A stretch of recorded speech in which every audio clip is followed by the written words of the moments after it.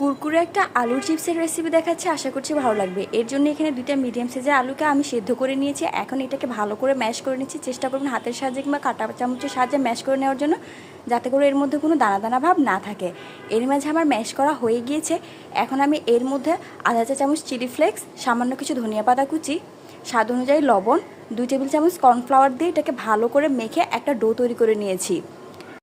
এটা একটা soft do তৈরি হয়েছে। এখন আমি হাতের মধ্যে সামান্য একটু তেল মাখিয়ে আলুর মিশ্রণ নিয়ে দুই হাতের মাঝখানে রেখে বা রোল রোল করে এটাকে আমি লম্বা করে স্টিকের মতো করে নিচ্ছি। দেখতেই পাচ্ছেন কীভাবে করছি। আপনারা আপনাদের পছন্দ মতো যে কোনো সাইজে তৈরি করতে পারেন। এরই মাঝে আমার সবগুলো চিপস কিন্তু তৈরি করা হয়ে গিয়েছে। এখন গরম তেলের মধ্যে এগুলোকে দিয়ে একে একে আমি ভেজে নিচ্ছি। খেয়াল রাখবেন অবশ্যই এগুলোকে হাই হিটে ভাজতে হবে, কোনোভাবে লো আঁচে ভাজতে যাবেন না, এতে করে কিন্তু আলুটা নরম হয়ে তেলের মধ্যে ছড়িয়ে যাবে। 4 থেকে 5 মিনিট সময় নিয়ে হাই হিটে এগুলোকে গোল্ডেন ব্রাউন করে ভেজে নিয়েছি। ব্যাস রেডি হয়ে গেল মজাদার পটেটো স্টিক্স।